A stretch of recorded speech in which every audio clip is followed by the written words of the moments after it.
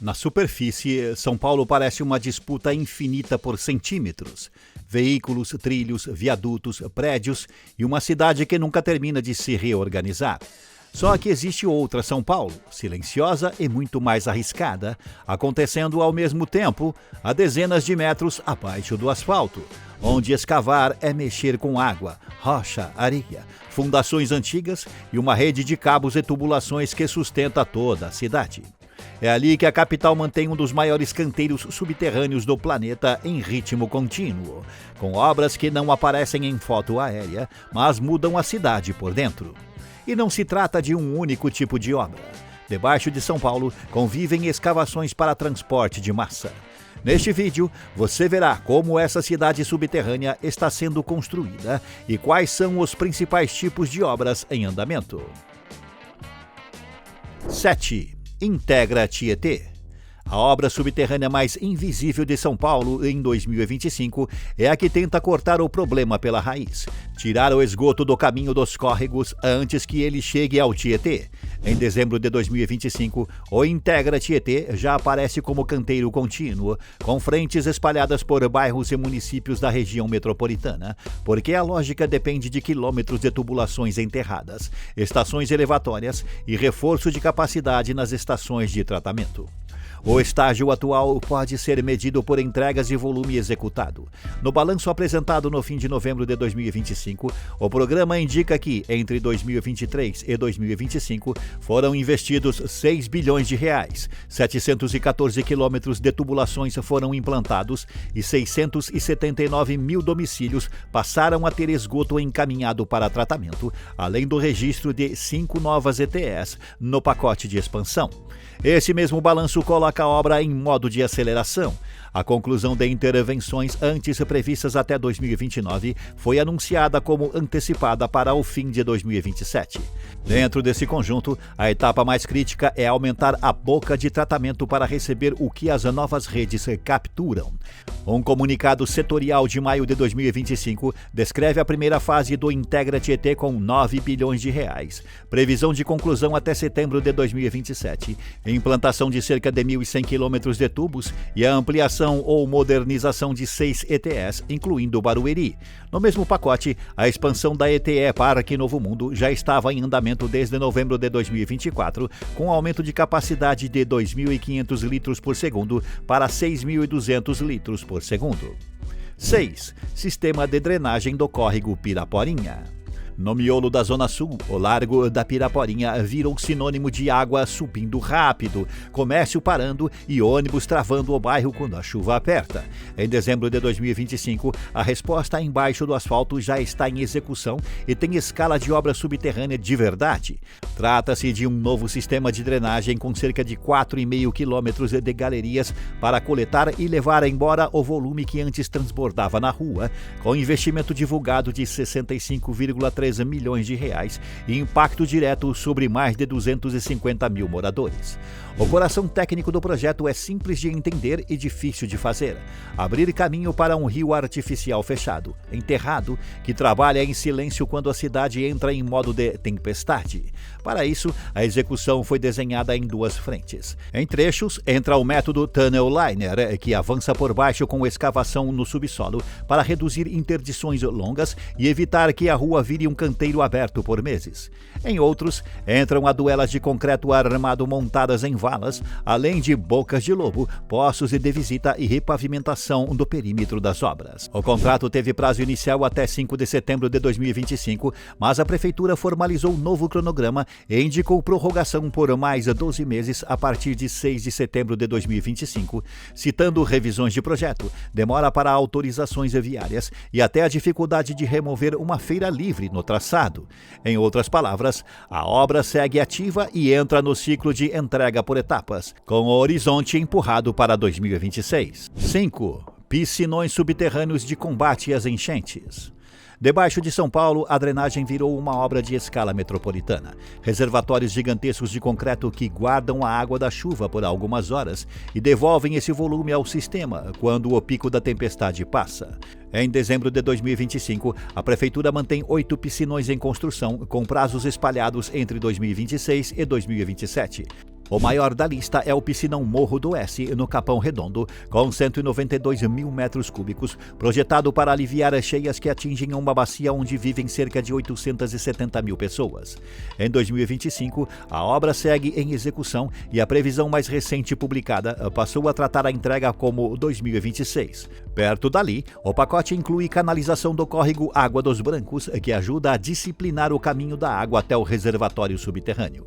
Na Zona Leste, o piscinão do córrego da Moca, na Vila Prudente, é outro colosso, 134.500 metros cúbicos, com obra iniciada em junho de 2024 e previsão de conclusão em agosto de 2026. Escavado a cerca de 15 metros de profundidade sob uma área esportiva que depois é recomposta por cima. No Morumbi, o piscinão Antonico avança sob a Praça Roberto Gomes Pedrosa, com 133.500 metros cúbicos e mais 600 metros de novas galerias pluviais. Em 2025, a Prefeitura descreve o canteiro como obra em andamento, com conclusão em 2026. E há o Paraguai Éguas, na Vila Mariana, 110 mil metros cúbicos sob a Praça Juca Mulato, com trabalhos iniciados em abril de 2025 e uma nova fase de obras a partir de agosto, focada em galerias de ligação. A conclusão foi fixada para março de 2027.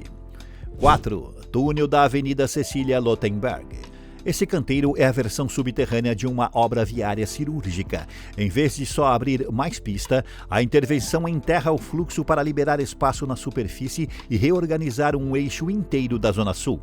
O projeto oficial prevê um túnel sob a Avenida Cecília Lothenberg, entre a Praça Embaixador Ciro de Freitas e a Rua da Paz, com 910 metros de extensão, célula dupla, 2 faixas por sentido, passeios laterais e saídas de emergência.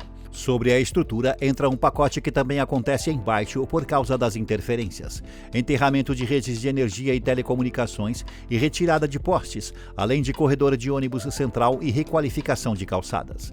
No final de 2025, o estágio mais recente, divulgado pela Prefeitura, coloca a obra em ritmo forte no trecho entre a Praça Embaixador Ciro de Freitas e a Rua Verbo Divino, com equipes avançando na execução das paredes de diafragma e na escavação para preparar a laje superior do túnel, que é a peça que fecha o topo e permite as próximas etapas por baixo. No mesmo balanço, aparece a frente paralela de remanejamento de interferências e implantação de redes provisórias por Sabesp, Enel e concessionárias de telecom, mantendo os serviços enquanto o subsolo é mexido. Como complemento do mesmo pacote, a Prefeitura também registra avanço simultâneo na rampa cicloviária de acesso à Ponte Laguna, conectando a obra ao sistema viário e urbano do entorno, enquanto o túnel toma forma sob a avenida. 3. Túnel Sena Madureira. Esse é o tipo de obra subterrânea que tenta resolver um gargalo de superfície, empurrando o tráfego para baixo da cidade, conectando a rua Sena Madureira ao eixo da Domingos de Moraes e, no desenho completo, costurando a Zona Sul até a Avenida Doutor Ricardo Jafé e ao complexo do túnel Jânio Quadros. O projeto é composto por 2 túneis que, somados, chegam a 1.651 metros de extensão, um porte grande o suficiente para mudar o mapa de deslocamentos de um corredor inteiro. Hoje, porém, o estágio mais importante não é de escavação acelerada, e sim de retomada via nova licitação. A Prefeitura já havia anunciado o início de obras em setembro de 2024, com projetos atualizados e valor então divulgados de R$ 531 milhões, mas o caminho ficou marcado por disputas e revisões. No ciclo mais recente, o cronograma público entrou em modo contratação. A licitação foi publicada em 13 de outubro de 2025 e, segundo a apresentação do secretário da ACSP, os envelopes foram abertos em 5 de dezembro, levando o projeto para a fase seguinte, que ainda inclui organização de projeto executivo antes do canteiro voltar a avançar de forma plena. Nesse mesmo balanço, o valor de referência informado para a nova rodada aparece em R$ 748 milhões, com expectativa declarada de queda após a disputa, e o próprio anúncio oficial de dezembro cita a licitação SP Obras para túnel Sena Madureira e requalificação urbana do entorno imediato. 2. Expansão da linha 2 Verde. A maior obra subterrânea em andamento no lado leste é a extensão da linha 2 verde até a Penha, criando um novo eixo de metrô com integração direta com a linha 3 vermelha. O plano oficial prevê 8 novas estações: Orfanato, Santa Clara, Anália Franco, Vila Formosa, Santa Isabel, Guilherme Jorge, Aricanduva e Penha, com benefício estimado em 1,2 milhão de pessoas, e a linha 2 chegando a 23 quilômetros de extensão.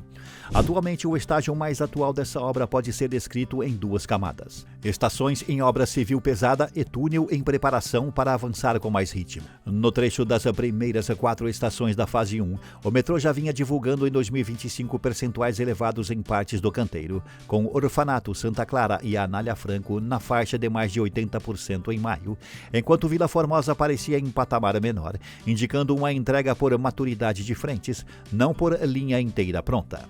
Já no lado do túnel, 2025 marcou a virada operacional. A tuneladora Cora Coralina entrou na etapa de reposicionamento para a sequência de escavações a partir da Penha, com a descida da roda de corte no canteiro em setembro de 2025, peça com 11,66 metros de diâmetro e 205 toneladas, numa operação de içamento de grande porte. Em relatórios oficiais do metrô, de outubro de 2025, aparece a montagem e preparação da tuneladora na estação Penha como parte do avanço do empreendimento. O cronograma institucional segue dividido em 2 etapas, com a entrega prevista para 2027 até Vila Formosa e conclusão em 2028 até a Penha. 1. Linha 6 Laranja. A maior obra embaixo de São Paulo em 2025 é a linha 6 Laranja, um corredor subterrâneo de 15,3 quilômetros com 15 estações, pensado para carregar cerca de 633 mil passageiros por dia e encurtar para 23 minutos um trajeto que hoje pode levar 1h30 de ônibus. Em dezembro de 2025, o estágio do projeto já não é mais o de abrir caminho no escuro, e sim o de transformar túneis e poços em estações prontas para operar. O governo de São Paulo e a cobertura recente sobre o canteiro apontam a obra com 75% de execução no conjunto. O marco que mudou a natureza da obra aconteceu antes, em fevereiro de 2025, quando as tuneladoras concluíram a escavação dos túneis do eixo principal, com a chegada do Tatuzão à estação São Joaquim, fechando a fase mais bruta do subsolo. A partir daí, a corrida passa a ser outra: acabamentos estruturais de estações, mezaninos, plataformas, salas técnicas e principalmente sistemas. Um sinal claro desse avanço aparece na estação Água Branca, que em 21 de novembro de 2025 já ultrapassava 90,7% de execução, indicando que algumas paradas entram em primeiro na fase de prontas por dentro, enquanto outras ainda seguem com obra civil mais pesada. O cronograma público mantido para a entrega continua dividido em 2 etapas: o trecho Brasilândia-Perdizes no segundo semestre de 2026 e o restante até São Joaquim em 2027, quando o subsolo deixa de ser canteiro e vira transporte de alta capacidade funcionando todos os dias. No fim, o que existe debaixo de São Paulo não é um projeto, e sim uma segunda cidade em construção, trabalhando no escuro para que a cidade de cima continue funcionando. Mas e você? O que você acha de transformar o subsolo em uma segunda cidade para salvar a cidade de cima? Comente! Este é o canal Urbana. Deixe seu like, inscreva-se e assista a um vídeo anterior.